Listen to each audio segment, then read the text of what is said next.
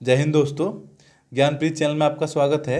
हम आपको औसत के क्वेश्चन करा रहे हैं और आपको 2 टाइप के क्वेश्चन करा चुके हैं और 3 पार्ट कंप्लीट कर चुके हैं औसत के।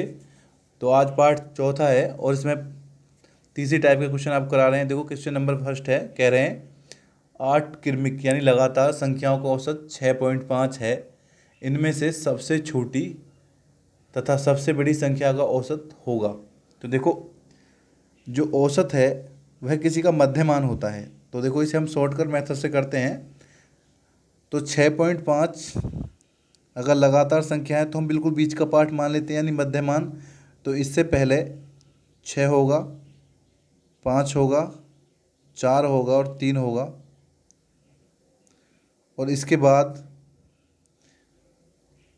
7 होगा, 8 होगा, 9 होगा और 10 होगा। तो ये 8 संख्या हो गई। 1 2 3 4 5 6 7 8। अगर हम 8 संख्याओं को जोड़ के और उनका औसत निकालेंगे तो 6.5 आएगा। और अगर हम इनका योग करेंगे तो योग आपका आएगा 52 यानी 52 आएगा।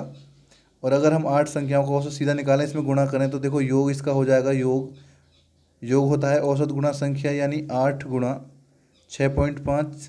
तो इसमें गुणा करेंगे आपको हो जाएगा 52.0 यानी 52 हो जाएगा। तो इस तरह हम आराम से कर सकते हैं। तो इसमें देखो कह रहे हैं सबसे छोटी और सबसे बड़ी संख्या। तो यहाँ आराम से सबसे छोटी संख्या आपकी 3 हो गई और सबसे बड़ी संख्या आपकी 10 हो गई। तो आपका योग हो गया इनका 13। और औसत निकालने के लिए कह रहे हैं तो औसत के लिए 2 संख्याओं हैं तो 2 से भाग लगा देंगे तो आपका औसत आ जाएगा 2 उनका 6.5। ये आपका आंसर हो जाएगा। तो इस तरह हम आराम से हल कर सकते हैं इस क्वेश्चन को। तो इस तरह इस टाइप के हम क्वेश्चन आसानी से कर सकते हैं। बस जो औसत होता है इसे हम एक बात जान लें कि औसत आपका एक मध्यमान होता है यानी बिल्कुल बीचों बीच का पॉइंट। तो हमने इससे पहली 4 संख्या ली और इसके बाद की 4 संख्या ली और 8 संख्या जो है आपका, वो 8 संख्याओं का औसत या 8 संख्याओं का जो योग है वो 52 आया। और आपका इनका योग निकालेंगे तो भी 52 आया। यानी ये क्वेश्चन बिल्कुल इस तरह से कर सकते हैं ठीक से। तो आपका आंसर 6.5 हो गया और आपका विकल्प बी हो गया। नेक्स्ट क्वेश्चन देखते हैं और अच्छे से आप समझ जाएंगे। तो अगला क्वेश्चन है, वहाँ कह रहे थे क्रमिक, पिछले क्वेश्चन में हम पढ़े थे क्रमिक यानी लगातार, और इसमें कह रहे हैं 4 क्रमां का सम और विषम 2 तरह की संख्या होती हैं। तो यहाँ पूछ रहे हैं सम संख्याओं का औसत 15 है, उनमें से उन दूसरे नंबर की सबसे बड़ी संख्या कौन सी होगी, यानी दूसरी नंबर की सबसे बड़ी संख्या कौन सी होगी। तो देखो किस तरह करेंगे, यानी 15 से 4 क्रमागत है तो 15 बिल्कुल मध्यमान मान लेंगे। तो इससे पहली 2 संख्या होंगी यानी 2 संख्या पहली होगी 14 हो जाएगी और एक 12, क्योंकि सम कहा है उसने। और इसके बाद की हो जाएगी 16 हो जाएगी और एक 18 हो जाएगी। तो कह रहे हैं दूसरे नंबर की सबसे बड़ी संख्या। तो दूसरे नंबर की आपकी बड़ी संख्या हो जाएगी, तो दूसरे नंबर की सबसे बड़ी संख्या आपकी हो जाएगी, पहले नंबर की बड़ी संख्या 18 है, दूसरे नंबर की बड़ी संख्या आपकी 16 हो जाएगी। तो 16 आपका आंसर हो जाएगा। ये बहुत आसानी से हल करने का तरीका है। इसे बड़ा भी बेसिकली बड़ा भी करके हल कर सकते हैं। देखो मैं आपको बताता हूँ, अगर हम 15 का औसत निकालें यानी योग निकालें तो योग आपका हो जाएगा 15 गुणा 4, तो 15 चौका 60। मैं आपको सिद्ध करा रहा हूँ कि क्वेश्चन इस तरह से हम बिल्कुल सही तरह से कर सकते हैं। देखो अगर हम इनका योग निकालें यानी 12 और 14 आपके हो गए 26, और यहाँ आपके 16 और 18 आपके 34 हो गए। तो दोनों का योग कर लेंगे तो आपका योग आ गया 60, यानी ये और ये दोनों ही तरीका सही है।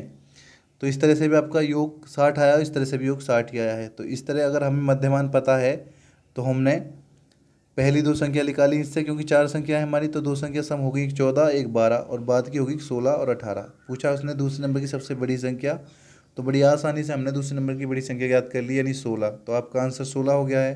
तो विकल्प आपका डी हो जाएगा। नेक्स्ट क्वेश्चन है आपका, नेक्स्ट क्वेश्चन देखते हैं।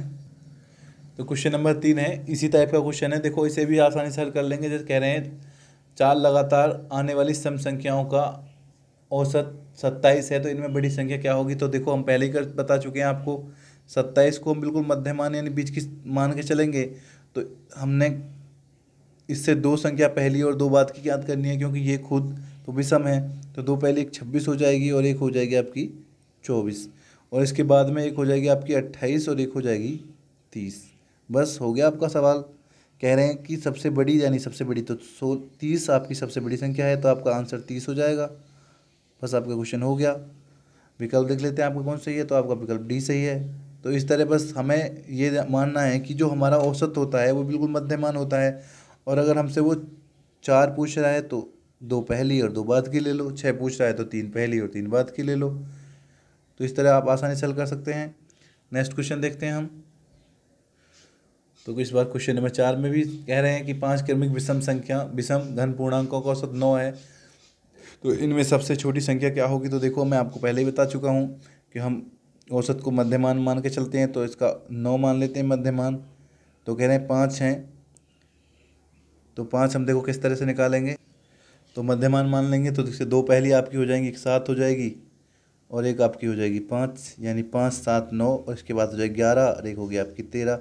तो देखो आपकी 5 विषम पूर्णांक 1 2 3 4 और 5, वो भी कह रहे हैं कि 5 विषम घन पूर्णांकों का औसत 9 है। अगर हम इनका जोड़ के और 5 से भाग लगाएंगे तो आपको औसत 9 प्राप्त हो जाएगा। बस सबसे छोटी संख्या ज्ञात करनी है, सबसे छोटी संख्या आपकी 5 हो जाएगी। हो गया आपका आंसर, यानी 5 आपका आंसर हो जाएगा। तो इस तरह से बड़ी आसानी से हम हल कर सके हैं। तो विकल्प देख लेते हैं कौन सही है, तो आपका विकल्प ए बिल्कुल ठीक है। तो ये मात्र 2 सेकंड में हो जाएगा इस तरह क्वेश्चन। नेक्स्ट क्वेश्चन देखते हैं। इसी प्रकार आपका क्वेश्चन है 5, कह रहे हैं यदि ABCD 4 लगातार विषम पूर्णांक संख्याओं का औसत 42 है तो B एवं D का गुणनफल क्या होगा। तो देखो आराम से इसे कर सकते हैं बहुत जल्दी से। तो 42 हमने कहा कि आप 42 को मध्यमान मान लेंगे, तो 42 आपका मध्यमान हो जाएगा एक तरह से। अब इसमें विषम पूर्णांक बोले हैं तो क्योंकि हमारा 42 तो सम है, तो इससे पहले आपका होगा 41 और उससे पहले आपका होगा 39, और इसके बाद आपका हो जाएगा 43 और इसके बाद हो जाएगा आपका 45। तो आपकी 4 संख्या है, यानी A B C और D ये हो गई आपकी। अब वो कह रहे हैं B और D का गुणनफल, यानी इन दोनों का गुणनफल।